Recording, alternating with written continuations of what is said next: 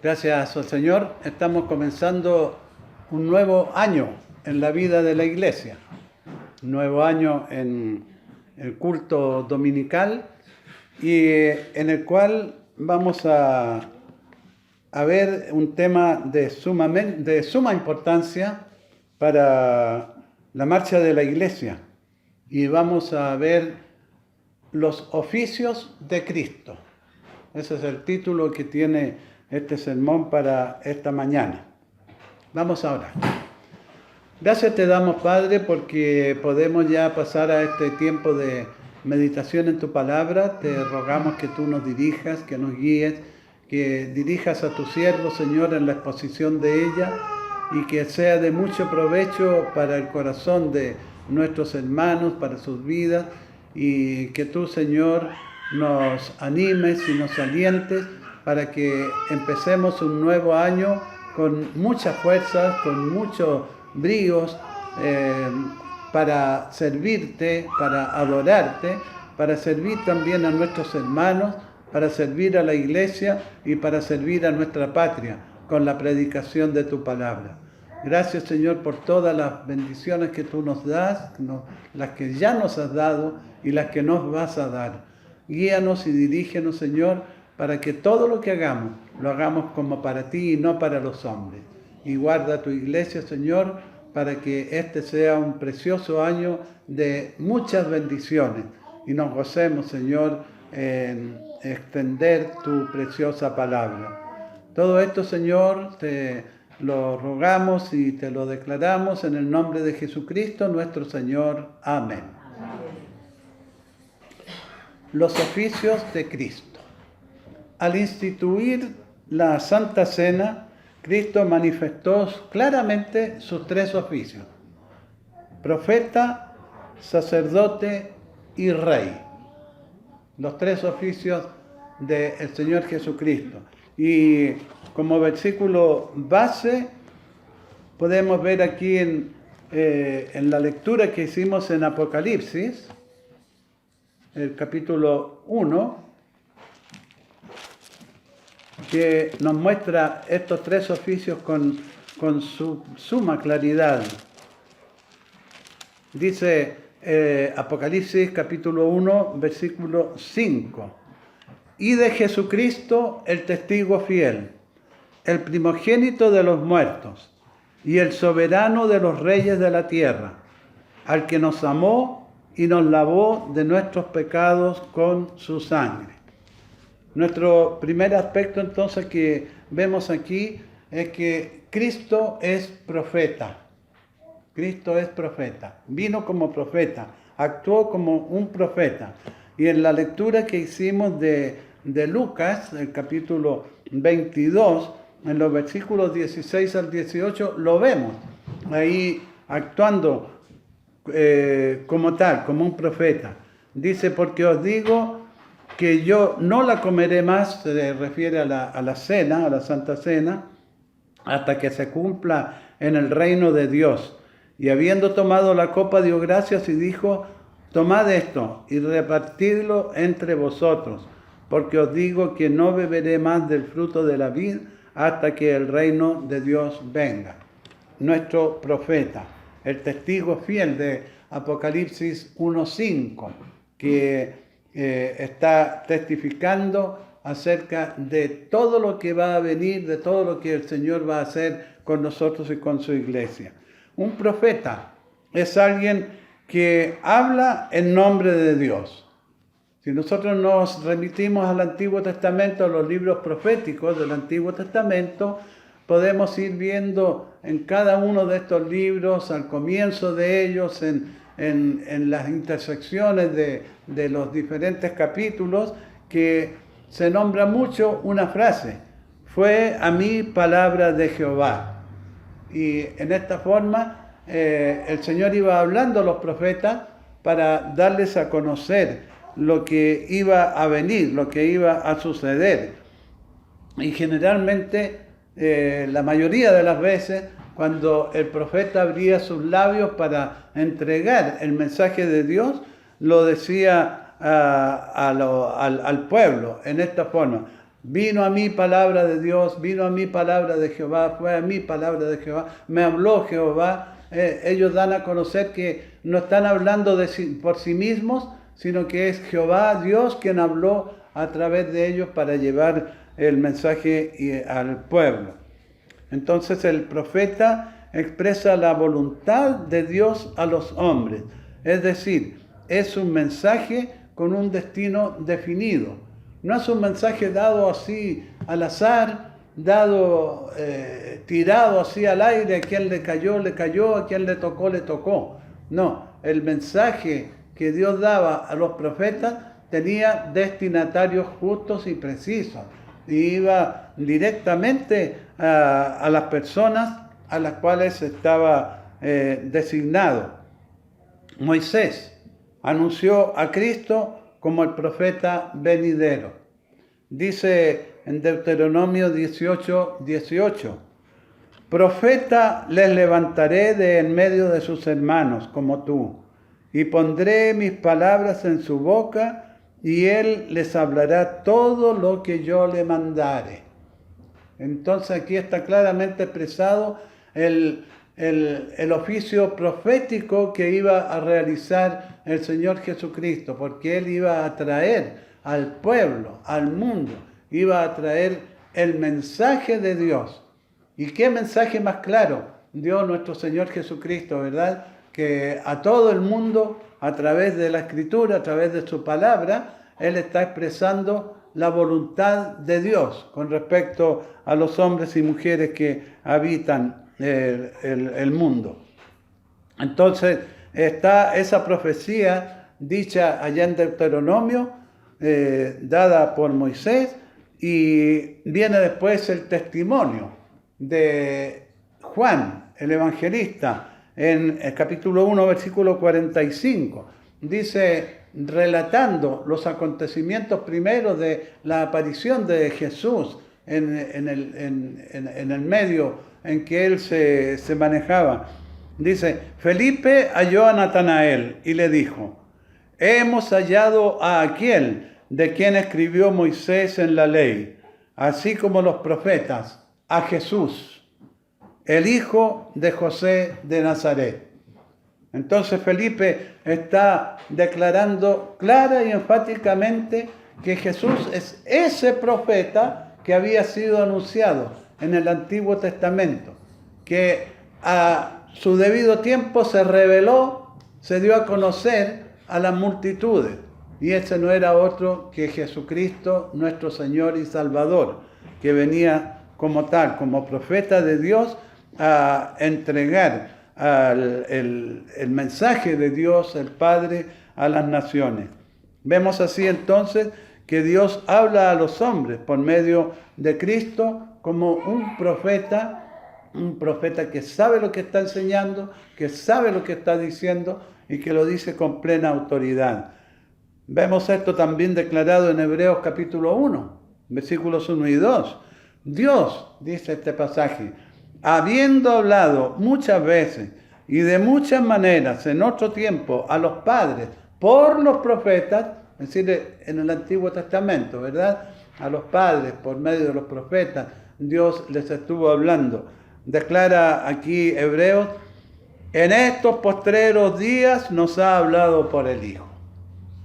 Entonces hace la comparación. Hablaba a los padres por los profetas que habían venido, que había Dios levantado de entre el pueblo, de entre las naciones, para llevar el mensaje a Israel y al mundo entero. Ellos habían actuado en esa forma en ese tiempo. Dice, pero ahora, en estos postreros tiempos, en estos últimos tiempos, nos ha hablado ¿por quién? A través del Hijo. El Hijo puesto como profeta de Dios para dar a conocer al mundo la voluntad de Dios y lo que Dios quería darnos a conocer, la salvación a través de Jesucristo. Y vemos que dentro de esto también entonces está el mensaje de este profeta. ¿Cuál fue ese mensaje que el profeta dio? Es un mensaje de vida. No es como esos profetas que se levantan cada cierto tiempo anunciando que va a venir una catástrofe al mundo, que va a suceder esto, que lo otro, que empiezan a sacar cuentas, a ver cartas, a mirar bolas de cristal y a tratar de adivinar qué es lo que va a suceder. No, el mensaje de este profeta es un mensaje de vida, no un mensaje de catástrofe, no un mensaje de muerte, sino que de vida.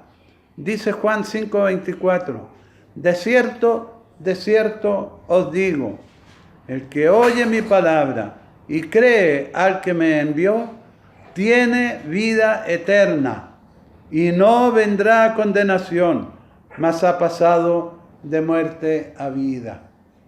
Que me gusta este versículo porque nos da una seguridad total y absoluta en el mensaje de Cristo.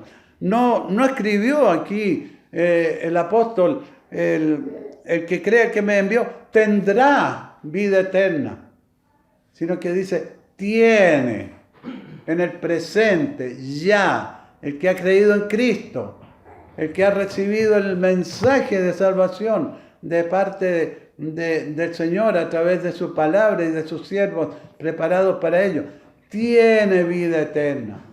Por lo tanto, si usted ha creído a Dios, le ha creído a Él, ha creído en su promesa, ha creído en su profeta enviado, ha creído en Jesucristo como su Salvador, hoy, en este momento, tiene vida eterna. No tiene que estar esperando qué va a suceder en el futuro. No tiene que estar remontándose a tiempos más adelante. Sabemos que desde el momento que recibimos a Cristo como nuestro Salvador, ya en ese momento tenemos vida eterna en Cristo. Y es una seguridad total que el Señor nos da. Entonces Cristo también, además de profeta, se presenta como sacerdote. Seguimos leyendo en Lucas capítulo 22, versículos 19 al 20. Nos dice, y tomó el pan, y dio gracias, y lo partió, y les dio diciendo, esto es mi cuerpo que por vosotros es dado. Haced esto en memoria de mí. De igual manera, después que hubo cenado, tomó la copa, diciendo, esta copa es el nuevo pacto en mi sangre, que por vosotros se derrama. Ahí nos está mostrando entonces que Cristo es el sacerdote, el que intercede. Un sacerdote es una persona que intercede por uno delante de otro. Es un intermediario que está colocado allí. Y Cristo es sacerdote. Por eso en Apocalipsis 1:5 dice el primogénito de los muertos. Y ahí lo muestra como el sacerdote ideal, perfecto y exacto para nuestra salvación y vida eterna. El sacerdote es uno que ofrece sacrificios e intercede por el pueblo. Así era en el tiempo antiguo, en Israel. Estaba el sacerdote preparando el holocausto que se iba a realizar, el animal que se iba a sacrificar para el perdón de los pecados del pueblo. Estaba el pueblo allí rodeando la ceremonia y el sacerdote procedía a ofrecer esa víctima para el perdón de los pecados del pueblo. Y eso es lo que hizo el Señor Jesucristo, como el sacerdote de Dios. Él, el primogénito de los muertos, que dice Apocalipsis 1:5, Él se ofreció personalmente por nosotros. No fue necesario un sacrificio de animales, no fue un sacrificio conforme a la ley que había sido establecida. Primera de Pedro 1:18 al 20 nos dice, sabiendo que fuisteis rescatados de vuestra vana manera de vivir, no con cosas corruptibles como oro o plata, sino con la sangre preciosa de Cristo, ya destinado desde antes de la fundación del mundo, mediante el cual creéis en Dios, quien le resucitó de los muertos. Una clara expresión, una clara demostración de la función que el Señor Jesucristo tenía que cumplir como sacerdote delante de Dios. Sacerdote intermediario entre Dios y los hombres, para mediar por nosotros ante el Padre. Repito el pasaje: sabiendo que fuisteis rescatados de vuestra vana manera de vivir, no con cosas corruptibles como oro o plata, sino con la sangre preciosa de Cristo. Ese es el punto exacto. Cristo Jesús derramó su sangre para el perdón de nuestros pecados. No buscó un sacrificio, no buscó un animalito que sacrificar y decir: este animalito lo voy a sacrificar por el perdón de tus pecados. No, Él personalmente se sacrificó. Él fue ese sacerdote que realmente necesitábamos nosotros. Otro no nos habría servido, ni otro sacerdote, ni otro elemento, ni un animal cualquiera no nos habría servido. Solamente nuestro Señor Jesucristo derramando su sangre por el perdón de nuestros pecados. En el caso de Cristo, Él se ofreció a sí mismo. Él fue el sacrificio. No hubo ni hay necesidad de otra víctima. No podemos nosotros esperar que se levante otro sacerdote, otra víctima, otro sacrificio por nosotros, sino que simplemente creer en el mensaje de la palabra de Dios, creer en lo que la Escritura ha dicho, creer en lo que la Escritura nos ha entregado, que es Jesucristo nuestro sacerdote que intercede por nosotros ante el Padre. Y no hay más. No podemos buscar santos, no podemos buscar a la Madre de Jesús, que simplemente fue un instrumento que trajo a la vida al Salvador del mundo. No podemos buscar ningún tipo de intermediarios ni cosas materiales. Solamente Cristo Jesús, con su sangre derramada en la cruz, pudo pagar por nuestros pecados. Escribe Juan 10, en versículos 17 y 18. Por eso me ama el Padre. Estas son palabras de Jesús. Porque yo pongo mi vida para volverla a tomar. Un sacrificio vivo, verdadero. No un sacrificio simulado, de que murió en la cruz por nosotros y se acabó. Sino que murió, fue sepultado y resucitó al tercer día, tal como estaba enseñado en la profecía. Tengo poder para ponerla y tengo poder para volverla a tomar.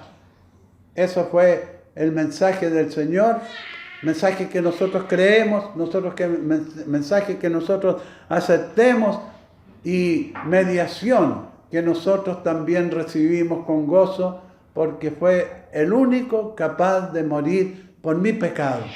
Nadie más, ni mi padre, ni mi madre, ni mis hermanos, ni mis familiares más consagrados al Señor podían haber hecho algo así por mi vida, ni por tu vida. Solamente Cristo Jesús, nuestro sumo sacerdote, vino a esta tierra para morir y vivir por nosotros. En la cruz, Cristo intercedió por todos nosotros. Nos explica también Hebreos 7, 25 y 26. Por lo cual puede también salvar perpetuamente a los que por Él se acercan a Dios. La versión antigua dice eternamente. Me gusta más esa expresión.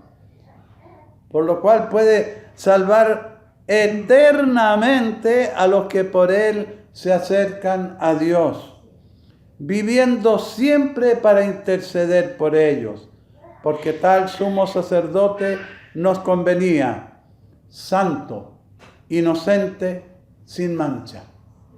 Esa fue la obra de nuestro Señor Jesucristo en la cruz como sacerdote. Y qué importante es que nosotros estemos seguros de esa mediación de Cristo por nuestra vida. Cristo como sacerdote cumplió con ese servicio.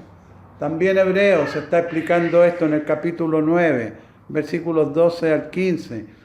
Y no por la sangre de otras víctimas, sino por su propia sangre, obtuvo eterna redención y limpiará vuestras conciencias para que sirváis al Dios vivo. Entonces nosotros servimos a Dios, servimos al Señor, le amamos, le seguimos y estamos buscando el hacer su voluntad en gratitud a que Él se puso voluntariamente por nosotros. Dio su vida voluntariamente para que nosotros pudiéramos ser salvados. Entonces, ¿qué hizo este sacerdote? Nos dice Apocalipsis 1, el versículo 5, la primera parte, nos amó y nos lavó de nuestros pecados por su sangre. Hermanos, no le produce a ustedes una emoción profunda el saber que Jesucristo, el Hijo de Dios, le amó a usted, le amó antes que usted naciera, 1000 y tantos, 2000 años antes que nosotros naciéramos. El Señor Jesús ya nos amaba, ya nos tenía presente en su pensamiento, en su plan, en su acción que iba a desarrollar por este mundo pecador en el cual nosotros vivíamos. Qué hermoso este versículo, ¿verdad? Nos amó y nos lavó de nuestros pecados por su sangre. ¿Ha aceptado usted el sacrificio de Cristo en la cruz? ¿Lo ha aceptado? ¿Es para usted Cristo suficiente para su salvación? ¿O tiene que hacer algo más? ¿O tiene que pagar los diezmos? ¿O tiene que pagar mandas? ¿O tiene que prenderle velas a un santo? ¿O tiene que ir a una procesión para poder ser justificado de sus pecados? De ninguna manera, ¿verdad? De ninguna manera. Solamente creer en Cristo Jesús, que nos amó y nos lavó de nuestros pecados, que es lo único suficiente para llegar a la presencia de Dios. Y en tercer lugar, aparece Jesús como Cristo es Rey. Cristo el Rey. En Lucas 22, versículos 28 al 30, encontramos nosotros esta posición del Señor Jesucristo. Dice el pasaje: pero vosotros sois los que habéis permanecido conmigo en mis pruebas. Yo pues os asigno un reino, como mi Padre me lo asignó a mí, para que comáis y bebáis en mi mesa en mi reino, y os sentéis en tronos juzgando a las 12 tribus de Israel. Aquí nos muestra entonces este pasaje que Cristo es Rey. Cristo es Rey. Los tres oficios de Cristo que hemos visto: profeta, sacerdote y rey. Cumple los tres requisitos que Dios necesitaba para que los hombres pudiéramos ir a Él. Profeta escuchando el mensaje suyo, sacerdote sacrificándose por nosotros y nosotros aceptando ese sacrificio, y rey, viviendo para siempre para dirigir, guiar y gobernar a sus súbditos. Fue proclamado por los magos de Oriente como Rey de los judíos. Esto lo explica Mateo 2, versículos 1 y 2. Cuando Jesús nació en Belén de Judea, en días del rey Herodes, vinieron del oriente a Jerusalén unos magos diciendo: ¿dónde está el rey de los judíos que ha nacido? Porque su estrella hemos visto en el oriente y venimos a adorarle. Estos magos, que no eran reyes magos como dice la tradición, no eran reyes, sino que eran astrónomos que estudiaban el movimiento de los astros, no astrólogos tampoco, que adivinaban por los astros las cosas que sucedían, eran astrónomos que estudiaban, eran gente preparada, era gente de mucho conocimiento y supieron por las profecías del Antiguo Testamento que llegaría el momento de la venida de Cristo, el rey de los judíos, como llegaron ellos preguntando. Y en Apocalipsis 1:5, el pasaje que leímos, dice, y el soberano de los reyes de la tierra. Cristo vino para reinar. No pudo reinar en un trono mientras estuvo viviendo sus 33 años aquí en la tierra. Pero llegará el momento en que Cristo vendrá a la tierra para reinar sobre este mundo como está profetizado, como lo profetizó el ángel Gabriel a María, que sería rey en la casa de Jacob. Y esa profecía tiene que cumplirse, como todas las profecías de la palabra de Dios. Y vienen estos hombres del oriente, estos magos de oriente, como dice acá, y preguntando, ¿dónde está el rey de los judíos que ha nacido? ¿Qué mensaje más grande y glorioso dieron ellos? No nos vamos a referir al resto del pasaje, pero ellos afirmaron, su estrella hemos visto en el oriente y venimos a adorarle. Y vinieron a adorarle porque Cristo es rey. Se adora a un rey. Se postran las personas delante de un rey. Se arrodillan delante de un rey. Y Cristo Jesús es nuestro rey. Y por eso le adoramos. Y por eso le servimos. Por ahora, por el momento, es un rey destronado del trono de David. Juan 18, 36 y 37 lo explica así. Dice Jesús, mi reino no es de este mundo. Yo para esto he nacido y para esto he venido al mundo, para dar testimonio de la verdad. Todo aquel que es de la verdad oye mi voz. Por lo tanto, mientras tanto dura este tiempo de la gracia, Cristo es un rey destronado del trono de David. Pero vendrá el momento, vendrá el tiempo en que Él llegará a ocupar el puesto que le corresponde en ese lugar. Volverá a la tierra para ocupar su trono. Y lo explica esto Hechos 1:11. Cuando están mirando los apóstoles al cielo, mirando que Cristo había sido tomado arriba en el cielo por las nubes. Y no sabemos qué pensamientos pasaban por ellos en ese momento. Aparecen los ángeles del Señor y le dicen a los apóstoles, varones galileos, ¿por qué estáis mirando al cielo? Este mismo Jesús que ha sido tomado de vosotros al cielo, así vendrá como le habéis visto ir al cielo. Qué maravilloso, ¿verdad? Llegará el momento en que la iglesia, los hijos de Dios, levantaremos nuestros ojos y veremos a Cristo llegar a la tierra. Y vendrá el Señor para gobernar con mano fuerte, con mano dura, como nos explica el Salmo 2. Lean el Salmo 2 cuidadosamente y encontrarán allí cómo va a reinar el Señor. Y estará con su iglesia, con su pueblo, con su gente, reinando aquí en la tierra. De esta manera hay una promesa del Rey para los vencedores. Encontramos en Apocalipsis capítulo 3, versículos 20 al 21. He aquí, yo estoy a la puerta y llamo. Si alguno oye mi voz y abre la puerta, entraré a él y cenaré con él y él conmigo. Al que venciere, le daré que se siente conmigo en mi trono, así como yo he vencido y me he sentado con mi Padre en su trono. Hermanos, qué hermosa la esperanza que tenemos. Qué hermoso el futuro que nosotros tenemos como hijos de Dios.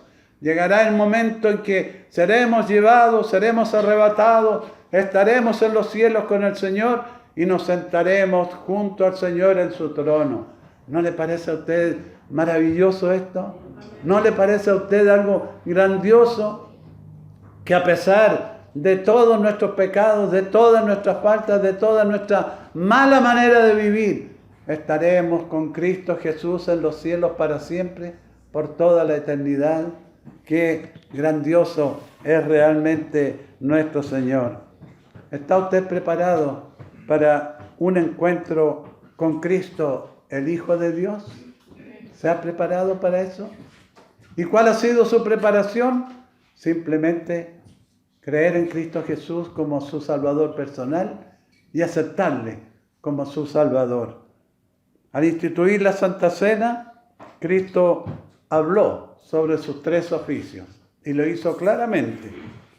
En Lucas, este capítulo 22 que hemos estado viendo, desde los versículos 16 al 18, se da a conocer como profeta por la Pascua. Los versículos 19 al 20 declara que Él es sacerdote por su sacrificio, por haber obrado en favor nuestro. Y en los versículos 28 al 30, Él proclama que es rey por su reino eterno. Vamos ahora a celebrar la Santa Cena, nuestra primera Santa Cena del año, y recordemos estos 3 honores de nuestro Señor. Él es rey, Él es sacerdote, que está rogando por nosotros al Padre, y Él es el sacrificio que fue hecho por nosotros, para nuestra justificación y para el perdón de nuestros pecados.